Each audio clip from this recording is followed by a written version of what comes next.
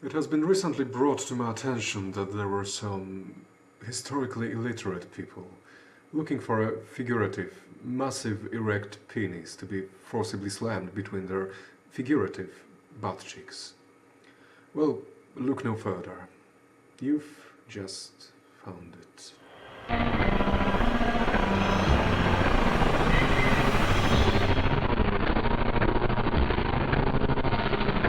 Exactly as my clickbaity title would suggest, this video is about the game theorists, or rather MadPat, lying about history. Is it such a big deal, you might ask? Because who really cares whether Vikings sucked or not? It was 1,000 years ago. But I will say unto you that intentional misinformation and lying to your audience are still a pretty big deal, even as of 2017. So in this video, honestly, I won't even bother to debunk Matt's version of history, mostly because Shad, Meta and Skull have already done it, and honestly, after such an exterminatus, if I were the culprit, I'd refrain from making a video about history ever again. We have arrived, and it is now that we perform our charge. In fealty of the God Emperor, our undying Lord, and by the grace of the Golden Throne, I declare exterminatus upon the... Hello, Internet! Welcome to Game Theory, the show where we treat old grade school. But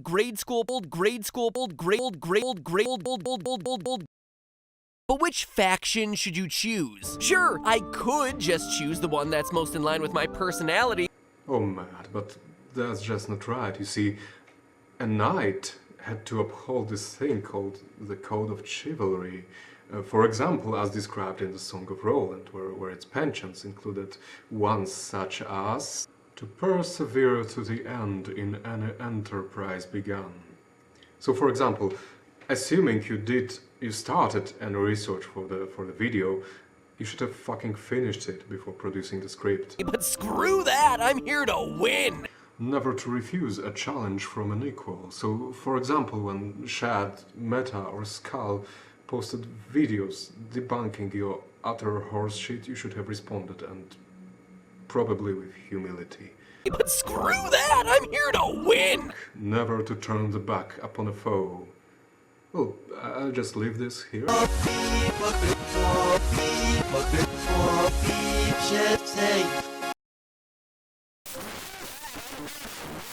To despise monetary reward. We'll get to that in a moment.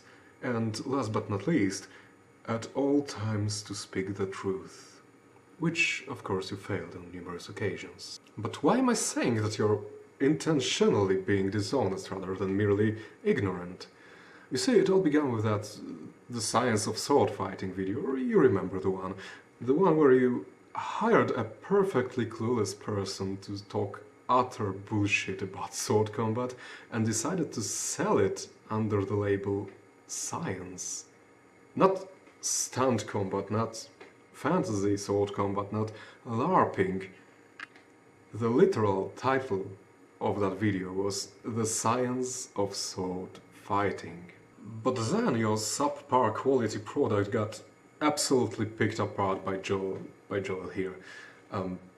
Let's say a more honest person would probably draw conclusions, cease and repent, and possibly improve the research for their future content.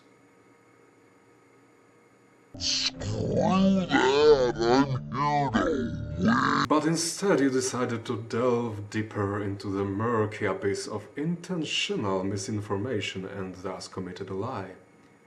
You see, this is no work of mere ignorance. After the success of your previous video, you had to be aware that your historical knowledge was, to put it mildly, lacking, and to put it sincerely, non-existent. Yet you still decided to accept money from Ubisoft for creating another such shining gem of popular science. Matt, but let's face it, you're intentionally lying to your audience in order to rack in some monetary gains. But screw that! I'm here to. Do we really need to go into why it is important to speak the truth about science, even one that seems less practical, such as history? Does it really need to be said that there must be a clear line between science and pseudoscience? So here's my proposition, a chance for you to rehabilitate yourself, in a knightly way too. Make a video apologizing to your audience for intentionally misinforming them. Include Meta's, Shad's and Skull's videos, because the guys did all the work for you, all the work that you should have done.